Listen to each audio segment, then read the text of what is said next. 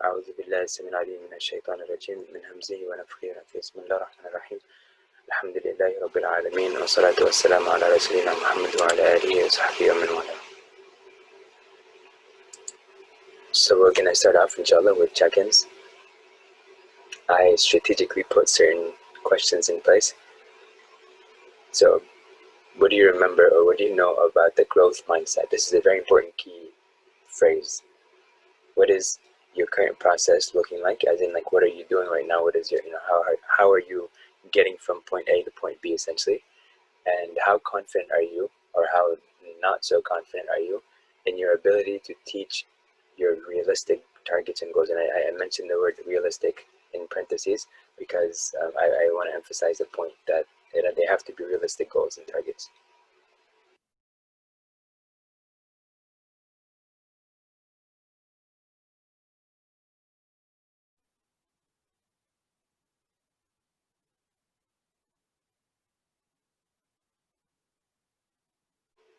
Yeah, so we're talking about step 3 now. We finished step 1 and step 0, which is real. It has to be realistic, and then step 1 and step 2.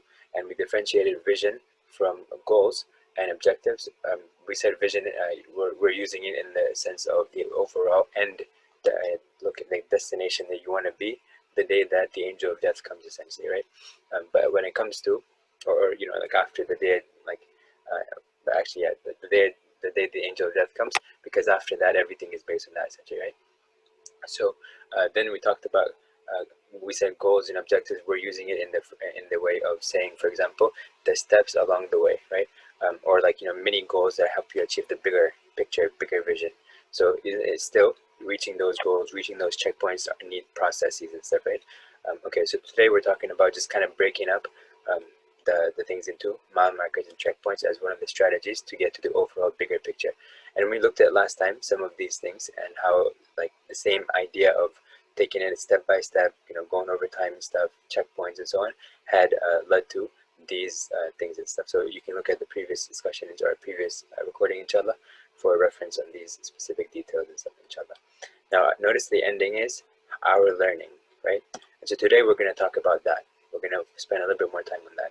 And we mentioned this is just an example from Napoleon's thing right here. But yeah, so inshallah we're going to talk about that. So before we do that, just want to take a break really quick and ask you guys if you remember some keywords. Now, I mentioned growth mindset today, so I'm going to add that in here.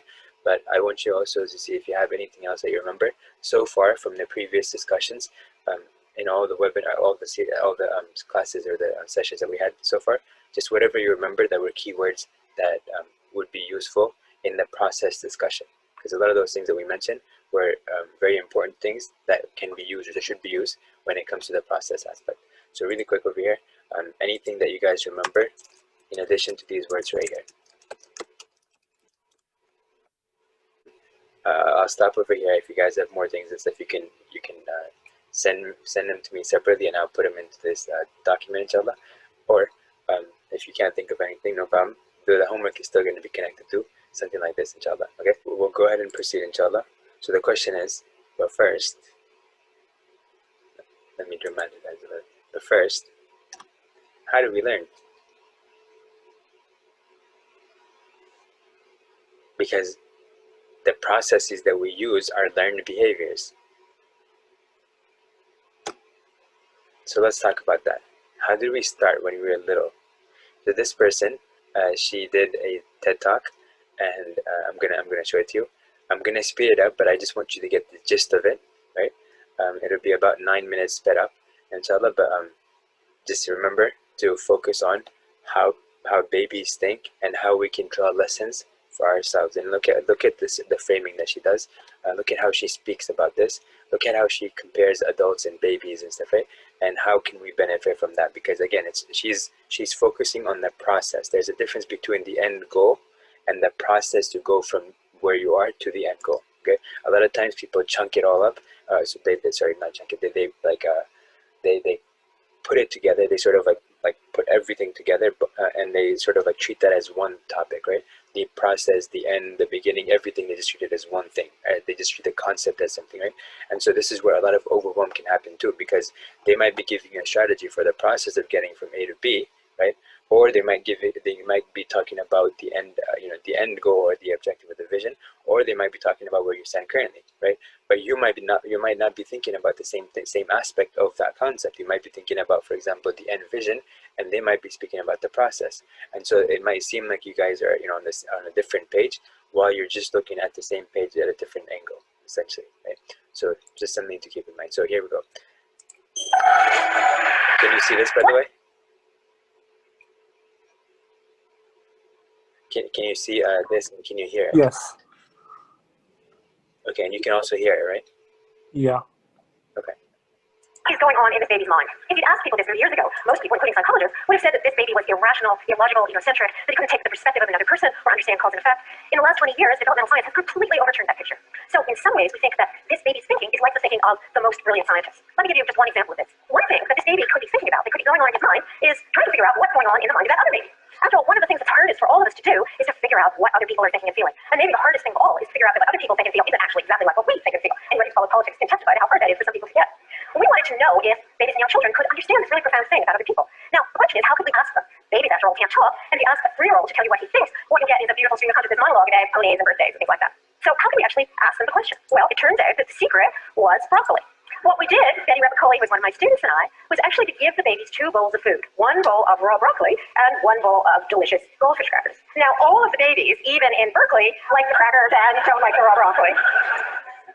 But then what Betty did was to take a little taste of food from each bowl, and she would act as if she liked it or she didn't. So half the time, she acted as if she liked the crackers and didn't like the broccoli, just like the baby and any other sane person.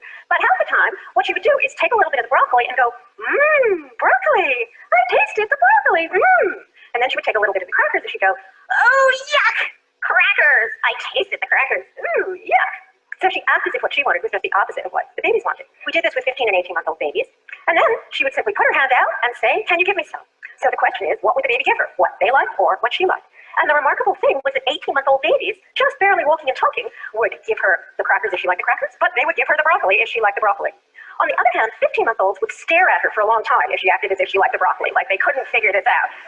But then after they stared for a long time, they would just give her the crackers, what they thought everybody must like. So there are 2 really remarkable things about this. The first one is that these little 18-month-old babies have already discovered this really profound fact about human nature, that we don't always want the same thing. And what's more, they thought that they should actually do things to help other people get what they wanted. Even more remarkably, though, the fact that the 15-month-olds didn't do this suggests that these 18-month-olds have learned this deep, profound fact about human nature in the 3 months from the time they were 15 months old. So children would have thought. They've actually demonstrated this. The question you might ask, though, is why do children learn so much, and how is it possible for them to learn so much in such a short time? I mean, after all, if you look at babies superficially, they seem pretty useless. And actually, in many ways, they're worse than useless, because we have to put so much time and energy into just keeping them alive.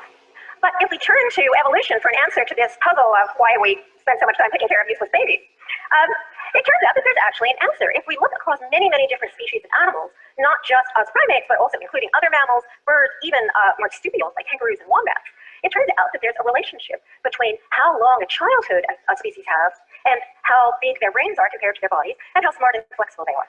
And sort of the poster birds for this idea are the birds up there. On one side is a New Caledonian crow. And crows and other corvids, ravens, rooks, and so forth are incredibly smart birds. They're as smart as chimpanzees in some respects. And this is a bird on the cover of Science who's learned how to use a tool to get food. On the other hand, we have our friend the domestic chicken, and chickens and ducks and geese and turkeys are basically as dumb as stumps. So they're very, very good at pecking for grain, and they're not much good at doing anything else. Well, it turns out that the babies, like New Caledonian crow babies, are fledglings. They depend on their moms to drop worms in their little open mouth for as long as 2 years, which is a really long time in the life of a bird, whereas the chickens are actually mature within a couple of months. So childhood is the reason why the crows end up on the cover of Science and the chickens end up in the soup pot. There's something about that long childhood that seems to be connected to knowledge and learning. Well, what kind of explanation could we have for this? Well, some animals, like the chicken, seem to be beautifully suited to doing just one thing very well. So they seem to be beautifully suited to pecking grain in one environment. Other creatures, like the crows, aren't very good at doing anything in particular, but they're extremely good at learning about lots of different environments. And of course, we human beings are way out on the end of distribution like the crows. We have bigger brains relative to our bodies by far than any other animal. We're smarter, we're more flexible, we can learn more, we survive in more different environments, we've migrated to cover the world and even go to outer space, and our babies and children are dependent on us for much longer than the babies of any other species. My son is 23, and at least until they're 23, we're still popping those worms into those little open mouths. All right, why would we see this correlation? Well, an idea is that that strategy, that learning strategy, is an extremely powerful, great strategy for getting on in the world, but it has one big disadvantage. And that one big disadvantage is that until you actually do all that learning, you're going to be helpless. So you don't want to have the mastodon charging at you and be saying to yourself, a slingshot or maybe a spear might work, which would actually be better. You want to know all that before the mastodons actually show up. And the way that evolution seems to have solved that problem is with a kind of division of labor. So the idea is that we have this early period when we're completely protected, we don't have to do anything, all we have to do is learn. And then as adults, we can take all those things that we learned when we were babies and children and actually put them to work to do things out there in the world. So one way of thinking about it is that babies and young children are like the research and development division of the human species. So they're the protected blue sky guys who just have to go out and learn and have good ideas, and we're production and marketing. We have to take all those ideas that we learned when we were children and actually put them to use. Another way of thinking about it is instead of thinking about babies and children as being like defective grown-ups, we should think about them as being a different developmental stage of the same species, kind of like caterpillars and butterflies, except that they're actually the brilliant butterflies who are flitting around the garden and exploring, and we're the caterpillars who are inching along our narrow grown-up adult path. If this is true, if these babies are designed to learn, and this evolutionary story would say children are for learning, that's what they're for, we might expect that they would have really powerful learning mechanisms. And in fact, the baby's brain seems to be the most powerful learning computer on the planet. But real computers are actually getting to be a lot better. And there's been a revolution in our understanding of machine learning recently, and it all depends on the ideas of this guy, the Reverend Thomas Bayes, who was a statistician and mathematician in the 18th century. And essentially what Bayes did was to provide a mathematical way, using probability theory, to characterize, to describe the way that scientists find out about the world. So what scientists do is they have a hypothesis that they think might be likely to start with. They go out and test it against the evidence. The evidence makes them change that hypothesis. Then they test that new hypothesis, and so on and so forth. And what Bayes showed was a mathematical way that you could do that. And that mathematics is at the core of the best machine learning programs that we have now. And some 10 years ago, I suggested that babies might be doing the same thing. So if you want to know what's going on underneath those beautiful brown eyes, I think it actually looks something like this. This is Reverend Bayes' notebook. So I think those babies are actually making complicated calculations with conditional probabilities that they're revising to figure out how the world works. All right, now that might seem like an even taller order to actually demonstrate, because after all, if you ask even grown-ups about statistics, they look extremely stupid. How could it be that children are doing statistics? So to test this, we used a machine that we have called the Wicked Detector. This is a box that lights up and plays music when you put some things on it and not others. And using this very simple machine, my lab and others have done dozens of studies showing just how good babies are at learning about the world. Let me mention just one that we did with Tamar Kushner, my student. If I showed you this detector, you would be likely to think to begin with that the way to make the detector go would be to put a block on top of the detector. But actually, this detector works in a bit of a strange way. Because if you wave a block over the top of the detector, something you would never think of to begin with, the detector will actually activate 2 out of 3 times. Whereas if you do the likely thing, put the block on the detector, it will only activate 2 out of 6 times. So the unlikely hypothesis actually has stronger evidence. It looks as if the waving is a more effective strategy than the other strategy. So we did just this. We gave 4-year-olds this pattern of evidence, and we just asked them to make it go. And sure enough, the 4-year-olds used the evidence to wave the object on top of the detector. Now, there are 2 things that are really interesting about this. The first one is, again, remember, these are 4-year-olds. They're just learning how to count. But unconsciously, they're doing these quite complicated calculations that will give them a conditional probability measure. And the other interesting thing is that they're using that evidence to get to an idea, get to a hypothesis about the world that seems very unlikely to begin with. And in studies we've just been doing in my lab, similar studies, we've shown that 4-year-olds are actually better at finding out an unlikely hypothesis than adults are when we give them exactly the same task. So in these circumstances, the children are using statistics to find out about the world. But after all, scientists also do experiments, and we wanted to see if children are doing experiments. When children do experiments, we call it getting into everything, or else playing.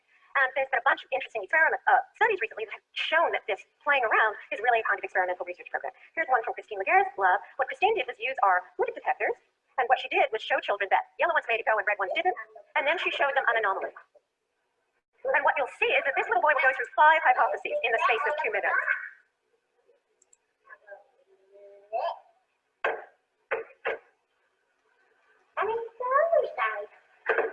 Okay, so his first hypothesis has just been falsified. Nothing. This one's light up, and this one's not. Okay, he's got his experimental notebook out. It's making this light up.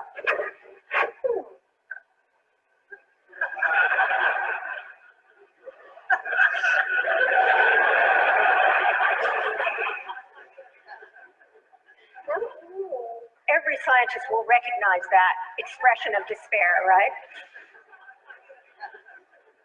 Oh, it's because this needs to be like this, and this needs to be like this.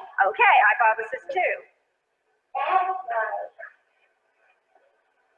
Oh.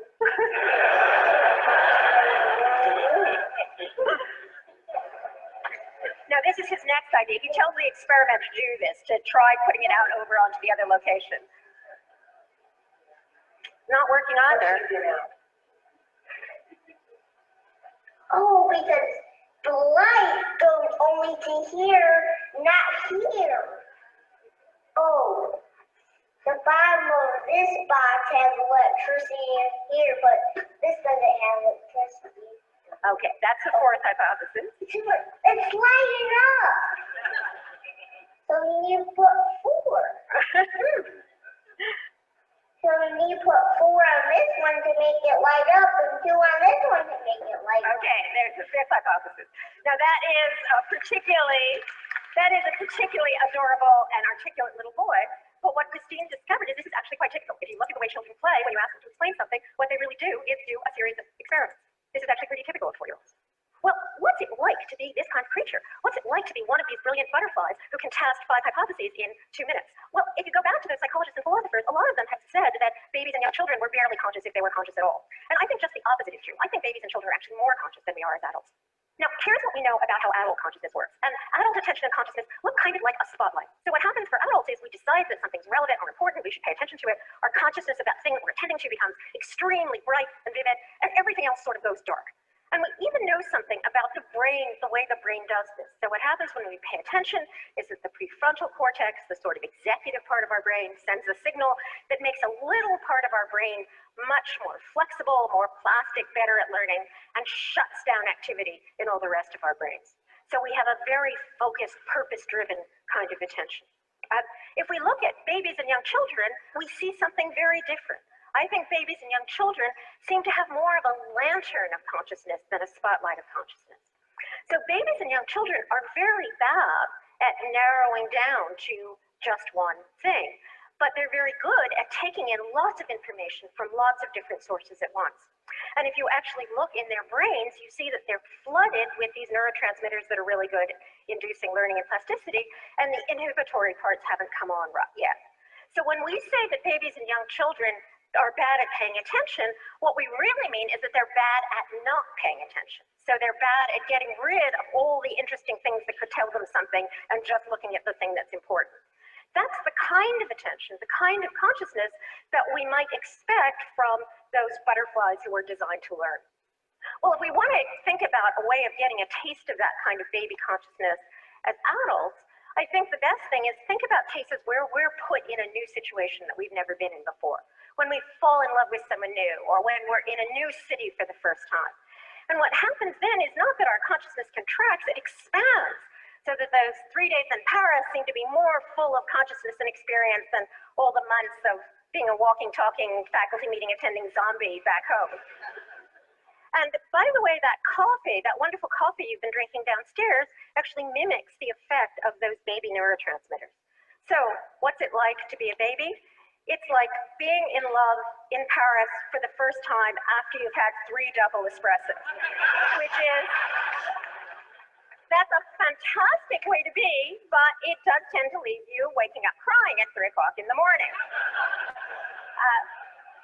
Now, it's good to be a grown-up. I don't want to say too much about how wonderful babies are. It's good to be a grown-up. We can do things like tie our shoelaces and cross the street by ourselves. And it makes sense that we put a lot of effort into actually making babies think like adults do. But if what we want is to be like those butterflies, to have open-mindedness, open learning, imagination, creativity, innovation, maybe at least some of the time, we should be getting the adults to start thinking more like children.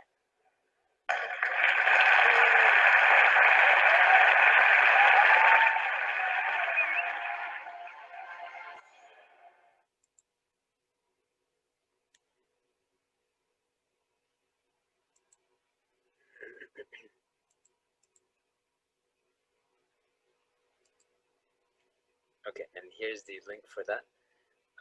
I hope that was informative. I hope it was also inspiring and rejuvenating, refreshing, and so on. I didn't want to repeat some of the stuff that we've already discussed in the past about learning. I wanted to give you sort of a different framework, or sort of how, like, learning works. We already talked about some of the words that she mentioned. For example, the word plastic. We talked about multiple different concepts of how people, how we've sort of adapted, or sort of like honed in, or sort of like kind of like started focusing on very specific things and sort of like accepted them as realities, as our lowercase t truths, right? But then she's talking about how babies actually are open-ended, like they're open-minded, and they're looking and trying to figure out the truths, and they haven't sort of like picked one of the possibilities as a definitive truths, right? They're open to other ideas, and they're open to just kind of figuring out how things work in general. So they're still more at the capital T truth phase compared to how we might be in certain contexts, or in many contexts, in some cases, because we have sort of assumed that our lowercase adopted norms, or like mindsets, are representative of realities that take place around us. So with that, what is knowledge, and how does that impact us moving forward, right? So what is knowledge? Well, obviously we should go and look into this, right? So the word know over here, like know, like you know something, right? And so this is the idea over here that it's being explained here. Now, the Merriam-Webster dictionary actually broke it down into 3 different definitions, and I was trying to do it in a way where it was easy to understand. So I pretty much put it all together. Like this was, I think, the 3rd definition that they had, and then I believe like these 3 or these 4 were the next definitions, or the 2nd definition, I think, and then the other ones, I think these 2 or 3 were the 1st definition. So just nonetheless, they give you a comprehensive understanding of what knowledge is, right? And this is similar to, and if you want to make a connection to Islam, in the different qira'at, different recitation of the Quran, you'll see that there might be some slight differences in like the words that are used, and the words might be the same root word, for example, but they have different construction. For example, there's actually multiple different, like I don't want to get to the details now, but they don't really change the meaning of what we're talking about, but they give you a different shade of the meaning. So for example, in the beginning of Surah Al-Baqarah, there are a few words that they are there's just like a slight change in terms of the construction of the same root word, but it ends up giving a different shade of the meaning, essentially, right? In different recitations. And so it gives you a more comprehensive understanding of the concept that's being conveyed over here, and how you can apply that meaning or how you can understand that verse from 2 different perspectives, or in 2 different, looking at it from 2 different angles, meaning you're looking at the same page, but you're looking at 2 different parts of the page. So it's still the same concept, but it gives you like a more comprehensive understanding of that concept that Allah is trying to convey to us, and stuff, right? Or is conveying to us. So that's something to keep in mind. So anyways, let's go over here. So look at some of these things. One of them is the fact or condition of knowing something with familiarity gained through experience or association. Now, when we were talking about learning, when we talked about capital T truths, right? We talked about 2 different kinds. Like there's at least 2 different kinds. One of them is when we designate something, like when we mentioned, for example, looking at a car and saying this is a car, right? So the word that we're saying, the sounds that are coming out of our mouth when we're articulating the CAR, right? The sound we are associating with a particular picture and a concept that goes behind it. The car is a vehicle, and so on, right? So it takes you from one place to another, and so on, right? But it's also something that we're sort of associating with a certain form, shapes, or like a little context, you could say.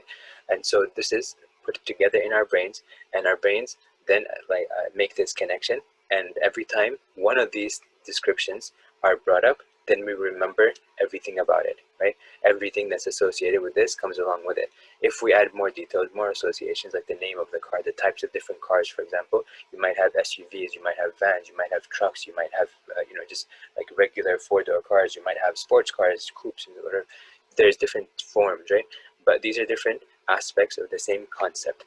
So what our brains do, and this is how a lot of databases are working nowadays, is that they add these tags, essentially, that help us sort of make connections. And if there are tags that are shared across different topics or different concepts, then we have interconnections like that. So our brains work by these interconnections, and we talked about neurons and how they form, how they interconnect, they reconnect, and so on. How as we keep growing and we make associations, these pathways are continuing to develop, essentially, right? These, I guess, information highways, if you want to call them that, are being formed as we learn new things. Then you can understand what we're talking about, and then you can also understand how therefore you have some autonomy, essentially, in rearranging those right? So it's automated, but you can manually take control. So imagine like if you're driving a autonomous car. Nowadays we have semi-autonomous, meaning you still have to have some sort of driver control. They're not fully autonomous yet, even Tesla's cars and so on. So what happens is you need to have a manual override sometimes, because what's the default, the program is supposed to do certain things. It may not be the best thing in a particular context. There are some movies that have been that have come out over the years, sci-fi movies that are focusing on like the robots, for example, or machines taking over the world and stuff. You might remember one of the earlier ones was Terminator, and RoboCop, I think, was another one in like much earlier than that. But the idea in this case, there was a movie called iRobot, and in there the framework, what the idea was that machines have sort of learned how to think like humans, but they have also like done more than that. But they're devoid of emotions, they're disconnected from emotions, and human beings have emotions and these things don't, right? So when they look at probabilities and things like that, and then they decide if they want to save somebody or not, because the person has, let's say, 10% chance of survival versus like another person might have 50% chance of survival and so on. But then the idea of emotion comes in, like a manual override might be necessary, where you say, you know what, I'm not going to listen to the probability. I'm still going to save this person, no matter if the the possibility of survival is 3% or 99% or whatever, right? So again, just certain things to keep in mind, that there are a lot of associations and so on, and that the way that we learn, the way that we like make these connections and so on, it's a little bit more sophisticated, but we have control over that. So there's an automated process and there's a manual process. And manually, we can also, if we understand how the process works, then we can take control when we need to. We can readjust. If we let things go a certain way because of whatever environment we're in, our brains are going to eventually start customizing, adapting to that environment, right? And so we're going to get used to those things, and we're going to think that those are facts, but in reality, those are just temporary adaptations that the brain has put down, right? There's, I believe I read some, there was research on that you can actually have your like new brain cells, essentially. You can have them sort of like be born or created and stuff, right? That it's not that when you lose them, it's like a permanent loss and stuff like that. Now there's there's some evidence that they might actually be regenerated, or like you can get more of them and so on. So this is something that is very powerful for you, in terms of moving forward in your processes, in terms of how you look at the world and stuff, in terms of like how confident you feel in your ability to change and so on. And this then connects back to the question I asked earlier about the growth mindset, right? So this is right here is just the one type where I point at a car and say that this is the car, it's by association, or because I've learned some experience or whatever. So I've sort of come to realize with my data points that this is the best fit line, and this is how things generally go and stuff. So I've accepted it as probably the reality and stuff, and that's it, right? But it may not be the reality. It might just be that in my particular data points, this is how it seemed to be the case, but as somebody else's experience may not be like that. And so this is where the 18-month-old and the 15-month-old babies, if you remember the difference that she mentioned in there, this is where it sort of highlights that. That it's like, just because I want something a certain way, or I think something is a certain way, doesn't mean that's the reality for the other person, right? And so we have to understand this, and this is very important when it comes to like mental health related issues, especially when we talk about what are the causes that lead up to these mental health crises, for example, that we might have control over ourselves before we get to those points, to those breaking points, or these like these difficult, like these developing scenarios, or if somebody else is going through some of these situations. And then also this right here, the factor or condition of being aware of something, right? So this is the idea of knowing something as a fact. So this is something where the objective behind our learning is essentially to get to this state. This is the state of being, where you sort of like, I understand that, like, I know this is how it works and stuff, and this is the reality. For example, we know Allah subhanahu wa ta'ala is one, and that there is a creator behind everything and so on. Whether we look at it rationally, whether we look at logically, whether we look at it scientifically, and all that, it's like, there is no way to deny that and stuff, right? Especially science. Science cannot disprove that, because science needs to have hypotheses that it can test, but if it cannot test the hypothesis, then it cannot actually address that concept. And so scientists therefore are not going to be able to deny the existence of Allah subhanahu wa ta'ala, because if they're not able to test the existence of Allah subhanahu wa ta'ala in every way that's possible, then they're not going to be definitively able to deny the existence thereof. So at best, somebody can say that they're agnostic, but if they look at details and stuff like that, it'll be like they'll have to pretty much like go against the evidence that's that's out there, that presents the necessity for a creator and so on. And so I'm just mentioning this on the concept of atheism, that atheism is therefore disconnected from logic and reasoning, and it's a leap of faith, essentially. It's a leap that is not based off of science. Science, because we said it cannot make those definitive statements, because again, they do a hypothesis, they test a hypothesis, and they go like that, right? And she mentioned that in the video as well. And so, but because, for example, the Higgs boson, which is what they call the God particle, right? They're trying to figure out, they're trying to actually capture, like they're trying to like detect it in their detectors. Essentially, they have everything, like the equations are working out, everything's working out if they assume that this is existing, but now they're trying to actually detect it, like here's evidence that there is something like this, and that's that, right? Evidence as in we caught it, right? Essentially, our detectors actually detected this, and this is how it looked, and so on, right? This is different than electrons and protons and stuff like that, because those are things that have actually that kind of evidence. Okay, moving forward to this, okay, so the other thing over here is the information learned over here versus being aware of something. So there's a little bit of a difference over there, but just keep in mind. Now, another definition is that the sum of what is known, the body of truth, information, and principles acquired by humankind. And this is what I have called the human experience in the past videos. And I said this is a lot of times what we sort of try to base our understandings on, right? But does that encompass all the realities? Does that, even what we assume to be correct and facts and stuff, right? Are they in fact all of them as we want them to be, right? How much of the human experience essentially is like the collected recorded human experience or understood, right? Is actually capital T truth compared to the lowercase t truths that we're still trying to verify if it aligns with capital T truths through experiments and like new hypotheses and adjusted hypotheses and so on, right? By the way, scientific process is therefore a process because it is the process, right? Scientific process. And so what it is like you have to go through a process and you have to try to figure out the capital T truths by assuming certain lowercase. Okay, so with that, I am going to ask this question here before we finish. So why is this understanding of how learning works? Why is that even important? Why is it important for us to understand how learning works in the context of talking about process?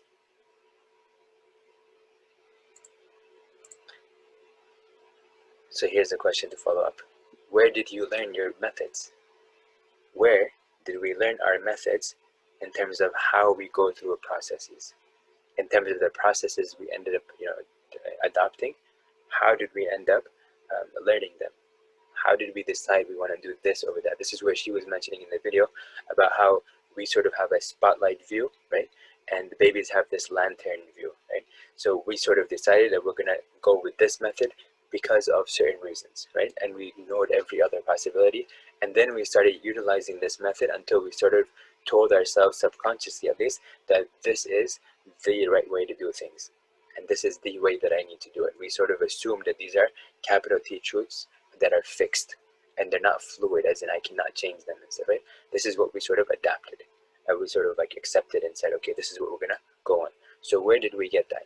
Why did we learn those methods? Why did we sort of choose or stick to those methods and stuff? Why did we become so, this idea of like, not being able to adapt and so on, right? Why did we become so rigid like that? It was definitely useful in certain contexts, because if we were sitting there trying to figure out what to do in every scenario, like she was talking about, if these Macedonians are coming in, they're trying to attack you, for example, you're trying to figure out, okay, what do I do? Should I use the spear? Okay, if I use the spear, then okay, it might take out this many people, or it might help me defend myself this way. But if I use the slingshot and stuff, like, okay, it's gonna help me this way. It might help me ahead of time or whatever. So you're sitting there sort of exploring and like looking at all the possibilities and stuff, right? You could do that, but then like it's not practical, right? So for babies, they have this like sort of like free environment and stuff where they can just like do whatever it is that they're doing. They're learning and growing like that. and they're starting to sort of like, figure out some of those methods and how to move forward. Now the environment can reinforce that, and they can also harm them, right? So for example, the Montessori method that they use in certain schools, in Montessori schools, one of the ideas behind it is to let have the teacher be sort of like just an observer and kind of like supporter, as in like just kind of helping you here and there, but it's sort of like facilitating an environment for the child to be able to learn by themselves, but go and explore different things, try to figure out things themselves and stuff. And that's what it's doing. So that's what the idea of Montessori schools are. It's sort of exploration based. You do whatever you need to do, and I'll kind of guide you here and there as I need to, but I don't want to interfere in your ability to learn, because I don't want to sort of give you my fixed understandings or whatever that may not be the best ways, essentially, right? Because I could be like, maybe I'm a hindrance and stuff, because my methodology may be not as great as somebody else's or whatever. So this is the question that I want us to really explore over here in the concept of process. And I also wanted to mention about this idea of learning, because understanding how we learn, and therefore how we ended up picking certain processes over others, right? It helps us understand how to unpack and sort of say, wait a minute, you know what? I don't need to stick to this pathway, because there are other pathways that might actually be useful to me, right? Let me explore those possibilities. Let me explore those pathways and stuff, right? Now, again, there are certain places where this is not relevant, so there are caveats to this and stuff, obviously. For example, in terms of praying Dhuhr prayer, for example, it is 4 rakat unless you're traveling or something like that, right? And even there's some discussion in that. But generally speaking, we pray 4 rakat for Fajr, for Dhuhr, sorry, and 2 rakat for Fajr. And so the idea is that if I try to pray 3 rakat for Dhuhr, and then I say, you know what, as long as I pray 2 for Fajr and 4 for Dhuhr, total is 6. As long as I pray 6, I'm done. So I'll do like 3 for Fajr and 3 for Dhuhr or something. That doesn't work, right? There is a certain way to do those things and stuff like that. Like when it comes to a stoplight, for example, traffic light, and it's red, you have to stop there, right? And unless you're taking a right turn in certain states or whatever, as opposed to other states, nonetheless, you stop there. And so when you stop there, right, that's something that you have to do. Now, if you can have exceptions to the rule, but again, that's not what we're talking about over here. So the idea is that there are certain practical implications of going with certain fixed pathways, but that's not the norm. Sometimes, because we got so used to certain procedures and pathways and stuff, that we have to do things a certain way, when there are actually other pathways that we could use, right? We sort of we just assume that there are no other pathways and stuff, and then we are the ones that thereby burden ourselves. So just some things to keep in mind, inshallah.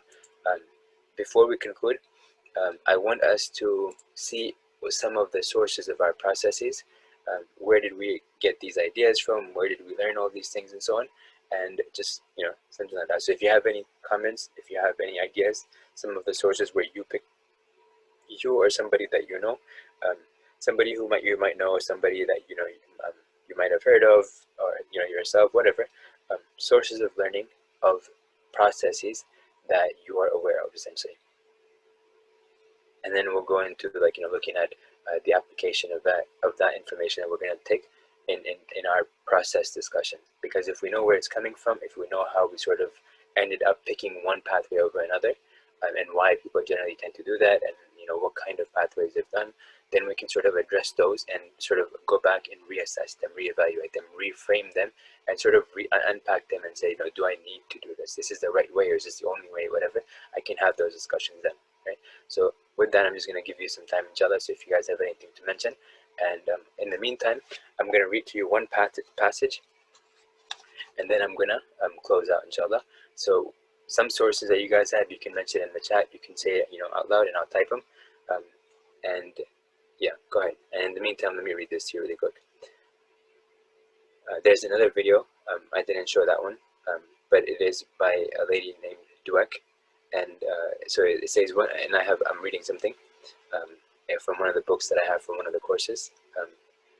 It says, in one of their earlier studies, Dweck and her colleagues gave hundreds of adolescent students a challenging test. After taking the test, some of the students were praised for their ability, meaning, wow, you did very well on these problems. You got X many problems right. That's a really good score. You must be smart at these problems, right? So this was a praise of their state of being today. This is who they are. Like, this is fundamentally saying who these people are, right? That's it. You are smart. This is who you are and stuff, right? This is just sort of like the idea of nature. Like, you are born like this. This is like this how you are, right? This is your identity essentially. So there's a difference between identity and something else. So that's the next part. And others, they praised for their effort. Wow, you got that many right? That's a really good score. You must have worked hard on these problems. So they praise their process as opposed to the end result. Remember I said that we have to sometimes people lump it all together, but we have to differentiate between that process and the end result. In this case, they focus on, for some students, they focus on the end result, right? This is who you are, versus the process. You must have done a lot of hard work to get to where you got to, okay?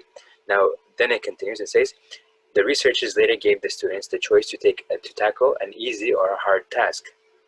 Of the students who were praised for their intelligence, meaning the fixed mindset, right, 80% were more likely to choose the easier task. Of the students who were praised for their effort, meaning the growth mindset, 67% were more likely to choose a challenging task. The researchers then asked the students to write a private letter to their peers discussing their experience and revealing their scores. Interestingly, 40% of the students who were told you must be really smart lied and overstated their scores, compared to 13%. So 40%, 40% lied if they were people that were, were called that you were really smart. So they were praised for their end result and, like for example, the grade that they got, the A or B, whatever, right? Compared to 13% of the students, 13% of the students who were praised for their effort. So there was a huge drop for the people that were praised for their effort and not the fixed state of intelligence or whatever and stuff, right? And even intelligence, obviously, there's like you have to break it down, unpack it into multiple components and pieces and stuff, and how do you assess it? That's another question about like how a study can become even valid and stuff, right? How the data can be valid and so on. Okay, and then it says it seems that the students who were primed, meaning they were sort of like made to think a certain way, right? Before that, they were actually given the task, right? So they were primed to believe the fixed mindset, were also more invested in demonstrating that they were smart to others. They were smarter than others, essentially. Okay, so there's obviously a lot more there's a lot more studies that I have over here that I'm not mentioning over here, but I just want you guys to understand that this is the idea. This is the difference between the growth mindset, the process-driven thing, right, versus the fixed mindset that it is who you are. It is, you're a people person. You're introvert. You're an extrovert and stuff, right? So the idea of you're a fixed personality. So I used to always question this in when I was young, and I was hearing people talk about this is just who great people are and stuff like that, kind of categorizing people and stuff. It's easier to work with large groups of people by categorizing them and stuff, right? But it's not necessarily just, right? And this is the idea of, we discussed before, equality, equity, and justice, and we said justice is the way that we need to go because it addresses the actual needs of the people as opposed to what we perceive that they should be at, or like the levels that they should be at and stuff, right? And so this is that, right? In this context, with the growth mindset, you are able to have control over the process essentially, and you feel like you can make a difference. So I grew up learning, I grew up with mentors and other leaders and stuff that I was taking courses with and so on. So I started learning that this idea of you're a born leader, you're a natural born athlete, you're whatever. All of these things and stuff are not really scientifically valid or proven and stuff, right? That there might be like very little impact in when it comes to your genes or whatever and stuff, right? But a lot of it is based on your context and your surroundings and stuff. They actually did studies on this too, and they realized that the environment can increase the IQ score. IQ again is like very, very specific, and it's a very small aspect of who you are. It doesn't actually define who you are, because you can talk about intelligence in many different ways. You can talk about social intelligence, you can talk about emotional intelligence, you can talk about other kinds of intelligences. But the idea is, at the end of the day, that all of this stuff, I used to question and say, wait, how is it that people, I'm seeing myself improving, if I do certain processes and stuff, I'm getting from point A to point B and stuff. So why is it that people are still assuming that you can't change, right? When I would take those personality tests, when I was doing some psychology courses and stuff, when I was at NC State, I was doing one of my focuses was psychology. So in these courses, for example, other times when we're doing leadership related stuff in my other leadership related courses and stuff, right? So in there, sometimes we had to take these tests of personalities and stuff, and like the questions that they would ask, I would be sort of sitting there and trying to figure out, okay, well, this is very contextual. In this situation, I do this, but if in a similar situation, if this was the parameters here, I would be like this, right? So in some cases, I might not speak much and stuff because of whatever the context is, but in a different like gathering, right? I might say whatever. I might be open and free and stuff and talking to people and stuff, right? But it depends on the context, right? So I was like stuck in most of the questions. I didn't know how to answer the question because I was like, wait, how do I answer this question? Because it's asking me like, I know what it's trying to get at. I know it's trying to figure out if I'm an introvert or an extrovert, but then that's not really how personalities work and stuff. So they're very dynamic. They changeable and stuff. Even when we look at Sahaba, and this is one of the reasons that I was really like thinking about this. I was like, wait, before Islam, they were a certain personality, but then with Islam, they understood certain things and they started adapting and sort of changing themselves and sort of optimizing their behavior patterns and so on. Now they weren't treating people in a certain way. Now they were treating people in a different way, right? So I was like, wait, that was a complete change. That's a transformation. That's a personality change. So I was starting to like look at these things. So when I started exploring more on this, the at least the current studies and the new research is actually showing this more and more. So with that, I'm going to pause. Just anything that you guys have in terms of sources of like information, and we'll go from there, inshallah. So I'm seeing here, I was able to open the chat here. So I see first one is that parents, they teach us how to interact with people and things. Good, yeah. So parents are going to be very important. And remember how in the hadith of the fitrah, that the Prophet ﷺ mentioned that everyone, every child is born, every son of Adam is born on the fitrah, and then their parents sort of like take them from one place to another and stuff, right? So that's a process through everything, right? So it's your environment that's impacting you a lot. So you said parents, right? You could say teachers too. You could say friends and peers, for example, like that. Society can be another one because there might be societal norms and stuff which you can acknowledge, like a society, and I'm going to separate that from media. Media, and I'm going to also put like social plus other, like social, social news, etc. So these can shape your perceptions of things, right? This is where we talked about when we had the discussion of stereotypes and biases and prejudice and stuff, right? This is where we discussed that a little bit. We unpacked that a little bit, and we talked about how those words actually fundamentally mean and how they sort of came to be known over the course of what are the connotations that they started having because of this certain uses in certain contexts, right? The word bias is not necessarily a negative word, but in particular context, it is used to indicate a negative association between things and stuff, right? But in other cases, it might be a good thing. For if you have this thing of you have a bias that because you've known the statistics of like safety related stuff or whatever, so you're deciding to put your safety belt on. That is a bias, right? Because you've been biased in the sense that you are prone to make a particular decision in a certain context because of certain information or certain things that drove you to make that decision, as opposed to like just deciding on your own, essentially, right? So just keep those things in mind. Yeah. So what are some other sources that are not listed so far?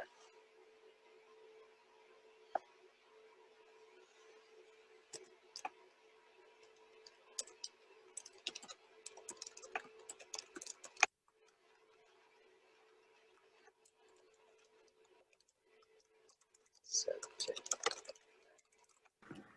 There's something else in the chat. okay, let's see really quick.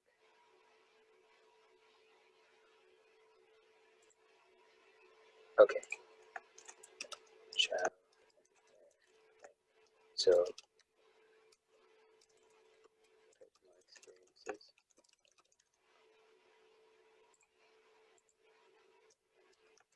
Okay, I'm going to say this. Now, trial and error, I'm going to divide it into two different ways. So trial and error could be your own personal experience, but it could also be an observation. Let me say it as observations. So it could be experiences or observations. So experiences you felt that you tried and stuff like that, and then this is what you concluded at the end of the day, right? But you could have also seen another person trying it and then they're failing and stuff, so you're like, you know what, I'm not going to do that. I'm not going to do that. I'm going to try something different. It didn't work for him, let me try something different. So trial and error, you can also go from there to also observe other people's things. So there's two different aspects. So again, I'm gonna give you the note on trial and error. Trial and error is a concept, but it has different sides, different aspects to it, different components to it that we need to address. So two of them are personal experiences versus observational experiences, right? So that's that. It's not like, trial and error might like bring or elicit certain sort of associations that you might have, but we can like give more details and that we can elaborate on what trial and error is and the different aspects of the different phases of it, and then we can address those individually. So we don't have to we're not gonna fall into the issue of lumping everything into one thing, one blanket thing. We have to unpack and say, okay, what is trial and error? What are the different angles and stuff, and address them. So two of them, I'm not gonna say all of them. Two of them are these. Okay. What else? I would add major life experiences. So whether that's like marriage, divorce, birth, death, even big catastrophes that happen. Okay, I'm gonna put it under here, just Yeah. because of experiences, and because trial and error, you tested, a particular way of navigating like whatever life experience you were going through, and whatever worked, whatever didn't work. So major life experiences can, yeah. So there's a major aspect, and there's also minor experiences, which might be daily little, daily things that you might have done that impacted you in maybe not so perceivable ways, but over time they built up. Or maybe they were hidden behind, and you couldn't really realize them, but they were having a major impact in your life. So there's different shades of that as well, right? So just major means like major, but it could also be apparent major, and it could also be hidden major, subconscious, major events and so on. So then there's minor life experiences. So, okay, what else?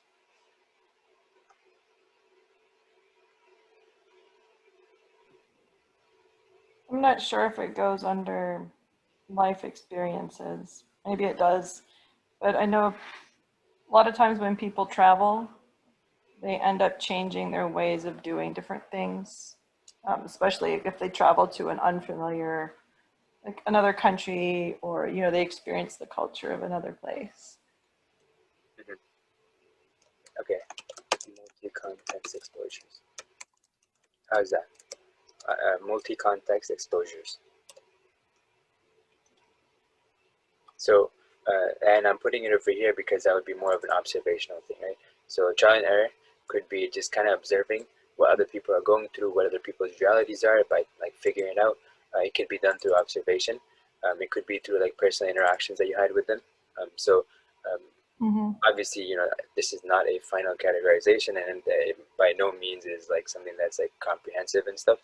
So I am putting it here, but again, I am just like everyone else, and I have like my own data points that I'm going off of.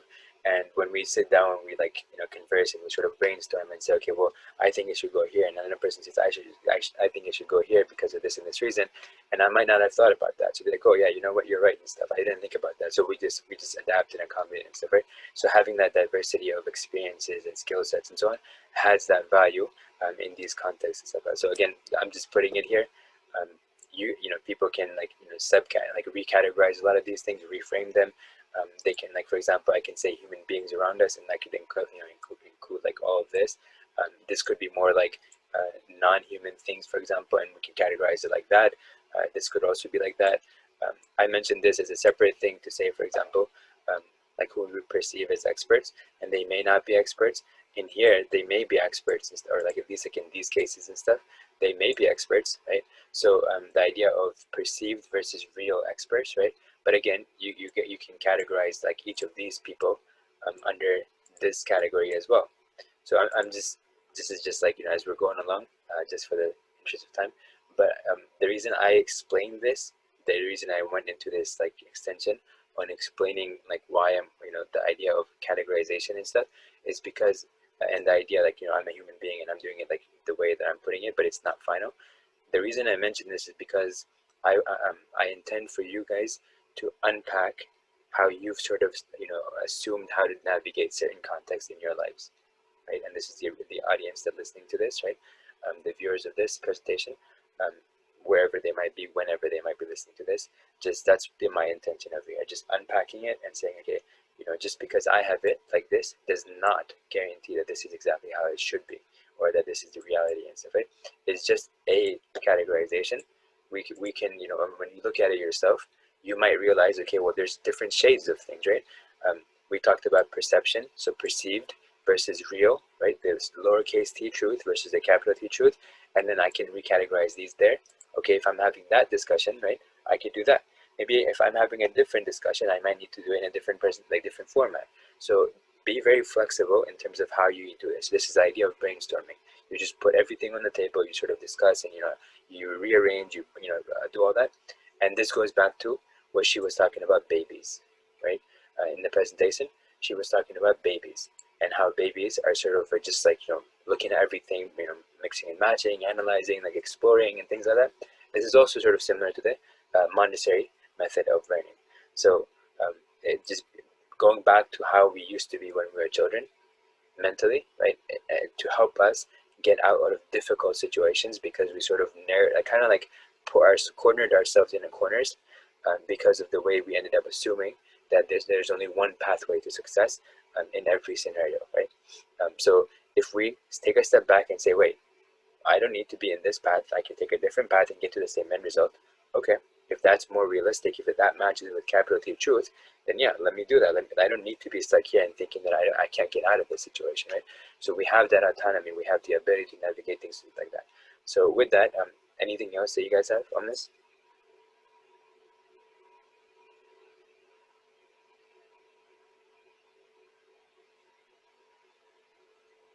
Okay, if you think of something, you can mention it later on, like to me, or like email it or text me, or we can mention it next time, inshallah. But in the meantime, I just wanted to, I forgot to mention this. There is a course that Dr. Paula Caponi has. She is from the University of Michigan, and it is a very useful course.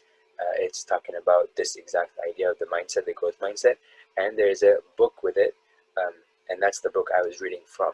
So the book that I was reading from, the quote that I mentioned about Dr. Dweck and stuff, right? So that's where I was pulling that information from. And there's a lot more research in there. There's a lot more research in other resources that are out there. Some of the stuff that I mentioned from like another course that I took for the transformation thing. So in that case, there's a lot of research there. There's a lot of research out there. I'm going to be mentioning things here and there. And I do want to make sure that I reference my sources, because I don't want it to seem like it's my content. I want the credit to go to the authors and the people that are behind this stuff. And people, if you have any more details or questions and stuff regarding those, you can also connect back to the original people that have mentioned these things. So that way that you have direct access to them and stuff. And I don't need to be the middle person in behind them, right? But so that's why I'm mentioning the sources. So I make sure that credit is given where it's due. I don't take credit for something that doesn't belong to me. And also, you guys have access to the people directly. So if I forget sometimes to mention this, then you guys can go ahead and you can remind me that I forgot to like cite my source or whatever, and I'll try to go back and give that source, inshallah. So I don't intend, if it happens, I didn't mean it. It wasn't intentional. It was just maybe I forgot or something like that. So just keep that in mind. So with that, inshallah, we'll go ahead and close. I hope the main takeaway here of growth mindset and the idea of fluidity and the idea of plasticity of the mind, and we had that whole session on this before. So I hope that this is making like sense in the context of the process. Why is this important in the context of process? Before we actually get into the nitty-gritty details and stuff, right? If you already have a framework, if you already know how to think, the information that we're going to present, you're going to be more likely to accept it, and it's going to be easier for you to, like navigate with those strategies and so on, inshallah. And you're going to be able to, be able to find more success to that than if you were reserved and hesitant and you don't want to like take steps and stuff, right? So the idea is to give you the tools, and then you can use those tools moving forward, specifying or specifically within the context as appropriate for that context, as opposed to giving generic blanket, categories or whatever. Even in fiqh, for example, It's easier for people to give rulings in certain things and give you very generic stuff or whatever, but in reality the fiqh is actually going deep into the situations and knowing the situation fully, and then giving you details based on as much information as you can get out of that. So it's not like, I can go from one sheikh to another sheikh or whatever, just try to do fatwa shopping, for example, or that I can take anything that a person says and apply it in every context, right? Everything has its unique individual context that I need to be conscious of. I need to do justice for every context, that I shouldn't apply generic norms and stuff that I might have come to understand, or that people might be talking about, and just apply them everywhere. Okay, so this is your homework. Start thinking about those things. Now that you have a framework, you have a thought, I have sort of planted some seeds, and I want you to start thinking about that and say, okay, well, how can I optimize my process, my way, right? And as we go along, when I give you the strategies, inshallah, you can get more strategies that way, in addition to the ones you've already thought about. So my strategies are not going to be the only things you're going to focus on or limit yourselves with, because that's the exact thing we don't want to do, right? We don't want to limit ourselves to only one way to do some things that have multiple pathways. In the cases where there's only one way to do something, we do that one way. But if we need to, but if there's not that situation, then we look at different possibilities that could be useful. We're brainstorming. We don't shut down ideas like that. We put things on the table, mix and match as we need to, and stuff based on the context appropriately, and then we go there from it. So that's the homework. Explore this. Look at what you're doing. Look at, justify everything that you're doing. Is this, how can I justify this process that I'm taking? Is this valid? Is it even strong? Do I have evidence for this, or do I not? So Islam is very evidence-based, and it's very driven by reality, and has to be focused on what actually works, what doesn't work, and stuff. And it gives you flexibility as needed, in the context that it might be needed. So this is why I want to mention this, because if you imagine, if a lot of, let's say, if certain mental health crises are the result of the framework that you have been using, the mental framework that you have been using, and maybe the limited perspectives that you've been looking at your situation with, right? Then maybe if we unpack that, sort of step back and sort of go back to the beginning and say, okay, let me take a different path, let me really evaluate my process and stuff, maybe that can address, inshallah, bi'idhnillah, those crises essentially, and give you some tools to avoid in the future being stuck or ending up at those junctions in life where you're just overwhelmed. So I hope this makes sense. Whatever I've said over here that was good and correct is from Allah subhanahu wa ta'ala. Anything that I said that was not good or correct, anything that was wrong or incorrect, is from me and shaitan, and Allah subhanahu wa ta'ala and his messenger sallallahu alayhi wa sallam are free from it. سبحانك اللهم وبحمدك أشهد أن لا إله إلا أنت أستغفرك وأتوب إليك. جزاكم الله خيرا.